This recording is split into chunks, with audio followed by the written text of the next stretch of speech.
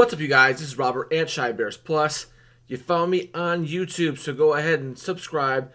Do me a favor, go over to Twitter and follow me there too, at Shy Bears Plus on Twitter and on Instagram.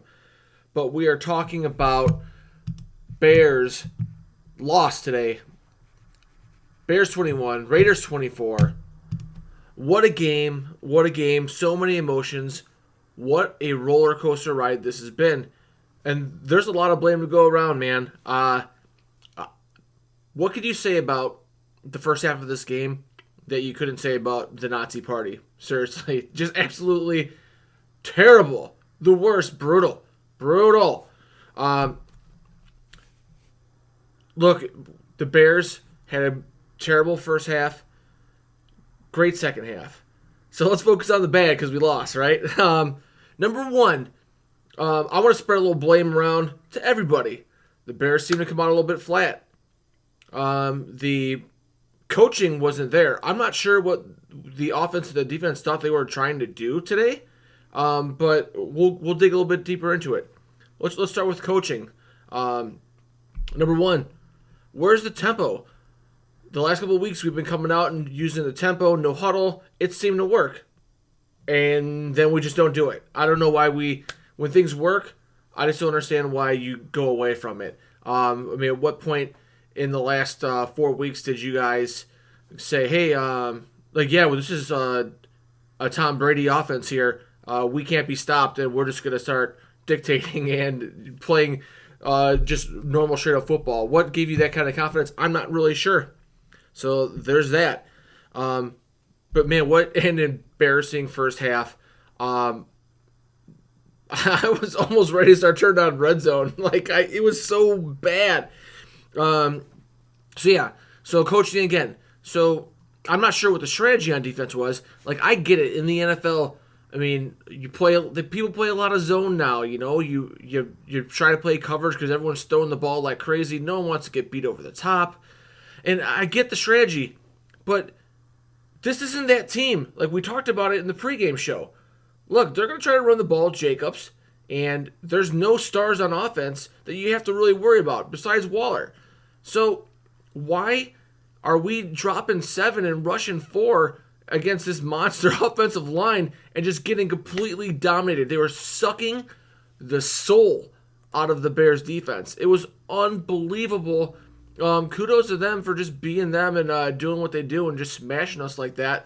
Not a lot of people could do that. It was impressive. I'm not gonna lie. We didn't do anything to help ourselves really when you're not loading up the box to stop a team that could only run the ball at this point with all their offensive weapons gone. So that's on coaching, right? And then we're on offense and we refuse to power run the ball. We never throw the ball over 10 yards. So everyone just sits on these all hooks and all these comeback routes and these drags and stuff, and they sit back in zone, and we're so predictable. And you know what? When you're predictable and you can't run the ball, Chase played well last week when he had all the time. Second half, he had some more time, but in the first half, when we're being so predictable like we have been, those walls are closing in awful quick when they start covering up those routes right away. And he's no Trubisky. He's not going to be able to get away. So, terrible game plan first half. I don't know what they were thinking. I understand having a little bit of swag and saying, hey, we're going to do what we can do well. But once you see that that's not going to happen, there has to be a contingency plan. And if they run 3 tight ends all first half, after 2 drives, you got to be we need to put some people in the box. We need to start attacking. This chicken neck BS conservative play calling. If you never go deep, you are never going. You don't get the stuff underneath because the defense is sitting on everything underneath. And if you don't run the ball, it makes it harder to stretch the field, harder to get guys open. I don't know. I just don't get it. And then on defense, they were playing like a bunch of chickens. It wasn't. I'm trying really hard not to swear here, guys, and so sorry, I'm getting a little caught up on my words because I'm trying not to say the S word. But yeah, if they're going to sit there and punch you in the mouth, you have to punch back at some point. Like, look, I always make this analogy. Like, I don't understand how these guys, like, never played Madden. Like, if someone comes out and goal line the whole first series, they run it down your throat, you can't sit back and zone. Like, it's just the way it is. You have to make an adjustment. So, not to get into particular plays and all that stuff and how bad all that was, and I don't have film in front of me and I don't know what defenses were called and all this stuff. You have a pretty good idea, but that's what happens when you get out coached and outplayed and out muscled. Was the first half. It was embarrassing. I was completely embarrassed, but then I started feeling a little bit better now. You know what I mean? Second half, I was worried that this staff wasn't going to adjust, and this was going to turn into, a complete butt whooping, because we got our butts whooped in the first half. But yeah, it all starts off with a great defensive adjustment. We started putting people in the box, and we started blitzing safeties and trying to fill run holes and get some tackles for losses and things like that. And 39's coming through, and so all of a sudden there was a little miscommunication, and Carr pitched the ball to no one in particular. We get the ball back and we score, right? See what happens when you don't just sit back all the time on defense? I thought Pagano was the one that was going to be more aggressive and not be, he's going to be the anti-Fangio. But again, like I said before, we got the Pagangio defense where I don't really know what the identity is. I don't know. It blows my mind sometimes. But yeah, second half, we Anthony Miller's play was pretty interesting. He had a drop on third down, had a couple drops this year. That one kind of hurt, but then we ended up getting the ball back anyway, so it was what it was. But then after that, he comes back and balls out and gets a couple of huge catches, and then he has a costly personal foul in the second half after a touchdown that he didn't even score. I don't get it. I mean, you see the talent in there, and but people make bad decisions sometimes, man. I don't know, like it's very frustrating. I'll say that. I mean, I don't care how many letters you write to all the owners before the draft and how sincere and heartfelt it is. There's definitely a little ego there, and if you don't be careful, it turns into Antonio Brown. So it is what it is, guys.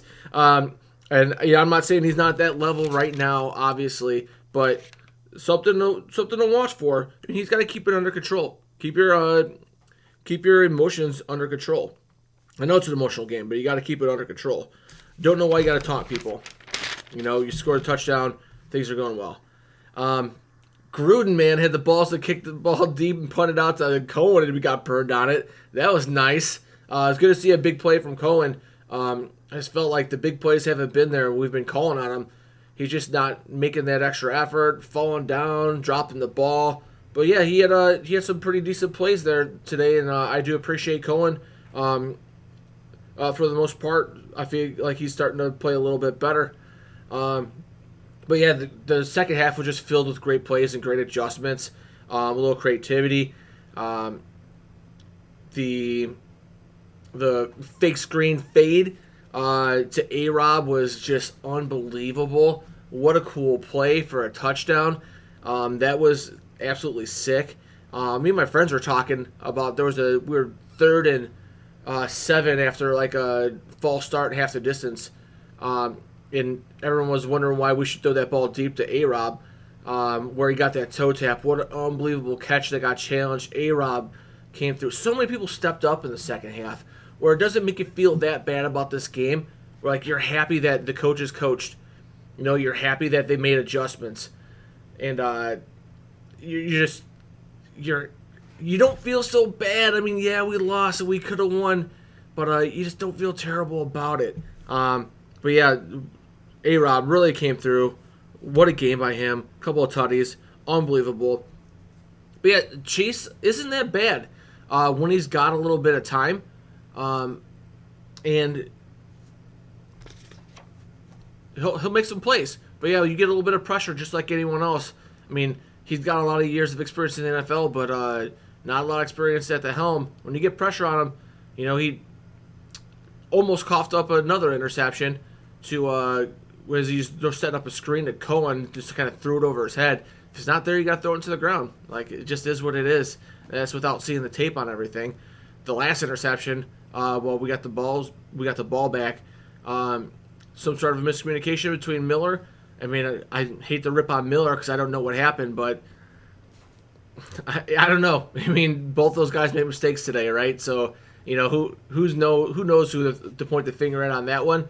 I'm sure they both want that back, but you got to be pretty damn sure, when you're making those throws with the game on the line, where mistakes can't happen. And there was a ton of mistakes today, less in the second than the first, which, why the Bears should have won by 14 points or 20 points, because they were a better team, and when they played up to the potential, they dominated. When they didn't play up to the potential, they got dominated, and the coaching didn't help. It was a complete team loss of the first half, which is why you're in a situation in the end. Man, I really was so hopeful that when Brandon Jacobs, first and goal, say, man, they're going to not get in 3 times, and they're going to run it in. There'll be no time in the clock, and we're going to lose this game. And then he scores in the first play, and you're like, all right, we got like 2 minutes. Let's go. We got this. How about a little bit of magic? And it did happen. And, we're 3-2. And it's not easy. And it seems it just so happens the Bears lose like 2 games right before we have a long layoff. We have the bye next week. And we got to wait I don't even know, 14 days or so? I don't know when the game is in 2 weeks. I'm sorry. Unprepared, unprofessional, Shy Bears Plus. But it's, it's going to be such a long wait. I just wanted to go to Club Dub so bad. Just wanted to go. And I'm denied Club Dub. But yeah, we got completely dominated right all the way down the line for that whole first half. Second half it made better, but time of possession, they had 34 minutes of possession. They ran 20 more plays than we did because that first half was so brutal. If we would have had a decent game plan coming into this, it wouldn't have been so hard to overcome. We might have actually been able to pull through on this. Man, there were just so many plays. I'm not going to sit here and nitpick and go over single plays, but the running into the kicker on the punt, that cost us huge. So many big plays, so many big mental things that really, if they would have been just kind of a little more clean in the second half, we would have had this game, pretty darn easily. But I'm kind of going all over the place on this one. But yeah, that's where we're at. 3-2 head into the bye. Probably won't see a whole lot of Shy Bears Plus here on the video tip for a little bit till we get going for the pregame show, unless something cool happens, noteworthy that we have to talk about. So your Bears lose 24-21. That's life, man. Would be a lot nicer being 4-1, and keeping pace with the rest of this division. So this whole division, this whole year is just going to be a roller coaster. It's going to, get your Xanax or whatever you got to do. Get your Pepto. You got some upset stomachs while we're trying to figure out what's going to happen with this team this year.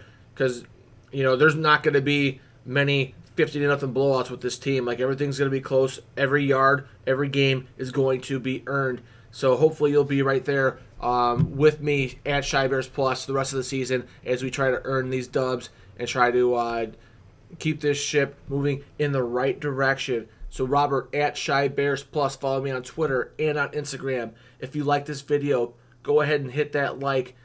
Tackle the bell if you don't want to miss any content. If you're not subscribed, I'm not sure what you're waiting for. Leave a crispy comment. Start the conversation. We have to do something over the next 2 weeks. So I'm Robert at Shy Bears Plus. Bear down. See you in a couple weeks.